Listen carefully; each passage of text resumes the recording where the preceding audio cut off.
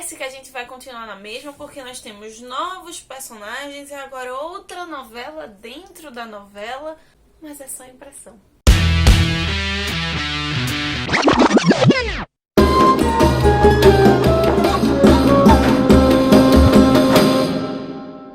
O que temos para hoje, Sanchos e Dulcinéias? Nós chegamos aos 25% da nossa jornada de leitura conjunta. Chegamos ao mês de julho, um mês que nós deveríamos estar em férias, não estaremos mais. Pelo menos nós temos o Quixote para nos fazer companhia. Mas além de otimismo e esperança, uma coisa que o Quixote consegue fazer como ninguém é causar constrangimento.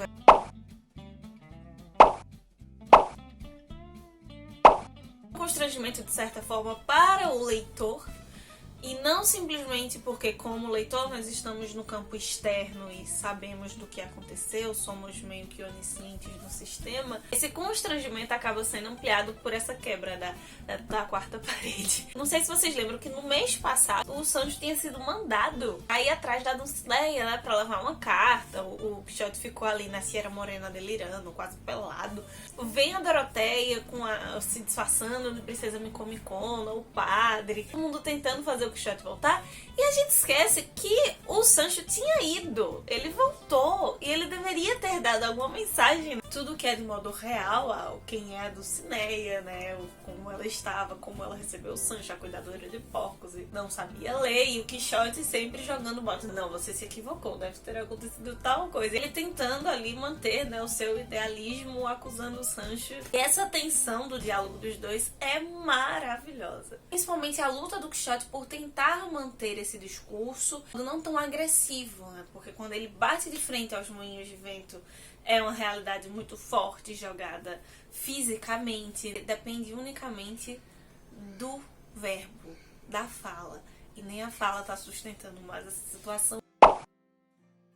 Outro episódio que vai falar mais da literatura, quando todo mundo volta para venda, o padre vai começar a ler uma história ali para entreter as pessoas naquela noite, e talvez seja uma das mais famosas. É a primeira vez que nós vamos ter uma narrativa, exclusivamente narrativa, sendo contada. O Quixote, tudo que se passasse pelo verbo, pela palavra, ganhasse vida, né? As outras histórias que são narradas, que são inventadas, que são contadas para ele ou por ele, acabam de certa forma se manifestando, né? A narrativa da Princesa Micomicona acaba se transfigurando ali na personagem da Doroteia, e agora nós vamos ter de fato uma narrativa que até então está apenas na narrativa, está sendo lida e discursada para o entretenimento de todos. É a novela do Curioso Impertinente, que vai falar sobre ciúmes e, em especial, o cuidado com os ciúmes no casamento, que vê também o espírito do tempo dentro dessa narrativa que o padre vai ler para os personagens ali naquela noite. Narrativa que faz parte da tragicomédia daquele período, dos teatros daquele período, dos entremeses, porém é algo que também está muito associado aos nossos causos, às nossas contações, parte dessa influência ibérica aqui no interior do Brasil, por exemplo, no Nordeste do Brasil. A relação da serva de Camila, a Leocádia, com ela, se a gente for comparar a relação do Sancho e do Quixote. O Sancho e o Quixote, eles já estão dentro de um imaginário nosso tão forte que muitas vezes a gente esquece. Estamos dentro de um período que não é mais medieval, porém o Quixote tenta voltar a esse período medieval. E dentro da sociedade medieval você tinha os status.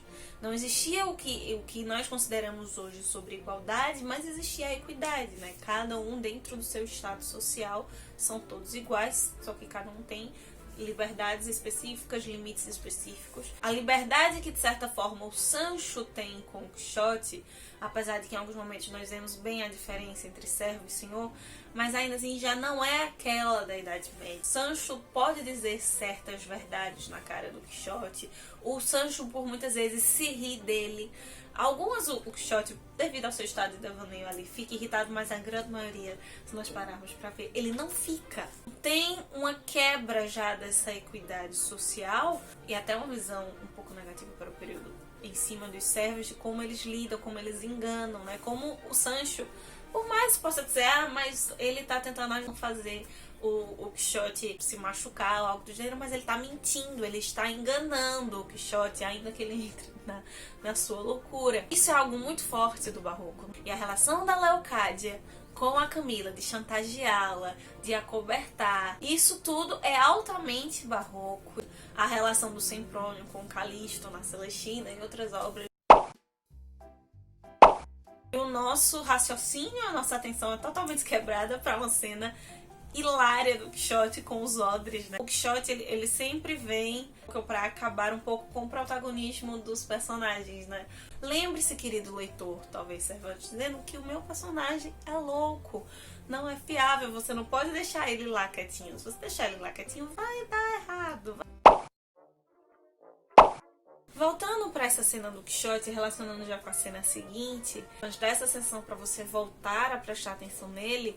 E é gracioso, mas talvez nesse momento não seja tanto, porque a gente fica preso na narrativa, no assunto sério anterior, porque talvez a minha impressão é que vai ter uma cena muito mais engraçada, uma vez para nós, hoje leitores do século XXI, e no Brasil por outras influências. O encontro dos dois casais, nós caminhamos toda a Sierra Morena, vendo pedacinhos da história de cada um, e agora que vai se fechar. O encontro do Cardenio com a Leocádia e do Dom Fernando com a Doroteia. Lembra muito aquela estética, às vezes um pouco já criada um pastelão aqui no Brasil, das novelas mexicanas. Cada um se espanta com o outro e se espantam no fim, uma desmaia e depois volta e a outra desmaia. Uma coisa que eu fiquei curiosa, se na época era visto como algo dramático mesmo, já era um pastiche pra mim, como leitora, não só por essa influência hoje das novelas mexicanas, mas até no período, talvez Cervantes estivesse.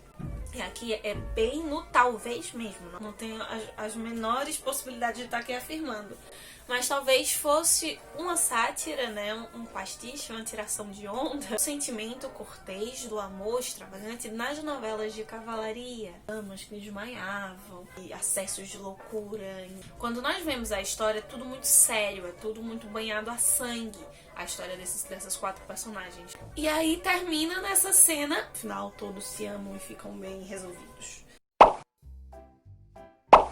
Fechando cada um dos ciclos. Agora a gente tem esse desfecho da história do Cardenio e da Doroteia, que começaram aparentemente separados e se fecharam. Para começar, talvez no próximo mês, acredito que a gente vai seguir nessa linha, pelo que eu lembro de leituras anteriores. Zoraida barra Maria, né, essa muçulmana cristianizada que aparece na estalagem, e que de fato nós vamos entrar no universo dos mouros, né? No universo islâmico, da conquista, daquele período na Espanha. Não à toa, o nosso material especial para o próximo mês é sobre os mouros. No final, o capítulo 38 vai abarcar sobre um dos capítulos mais lindos, mais importantes para o pensamento do Quixote, do Cervantes ali na obra.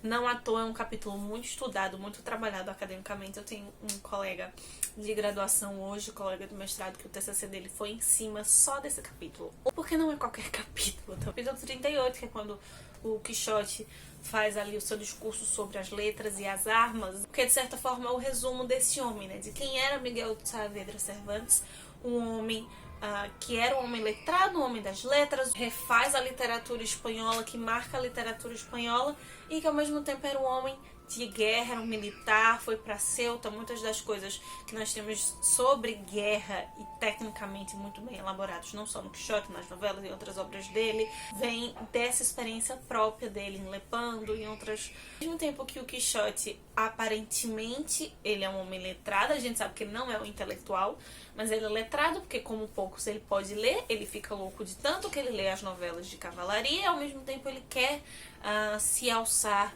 na brutalidade das armas, de certo modo. A justificativa de ler não quer dizer que é intelectual ou que é inteligente, né? Porque ele se fiava apenas num tipo de gênero literário. Um trechinho da fala final dele diz assim: "E assim, considerando esto, estoy por decir que en el alma me pesa de haber tomado este ejercicio de caballero andante en edad tan detestable como en este en que ahora vivimos, porque aunque a mí ningún peligro me pone miedo, todavía me pone recelo pensar si la pólvora y el estaño me han de quitar la ocasión de hacerme famoso y conocido por el valor de mi brazo y filos de mis espadas, por todo lo descubierto en la tierra. Pero haga el cielo lo que fuere servido, que tanto seré más estimado si salgo con lo que pretendo, cuanto a mayores peligros me he puesto que se pusieron os cavalheiros andantes de los passados siglos.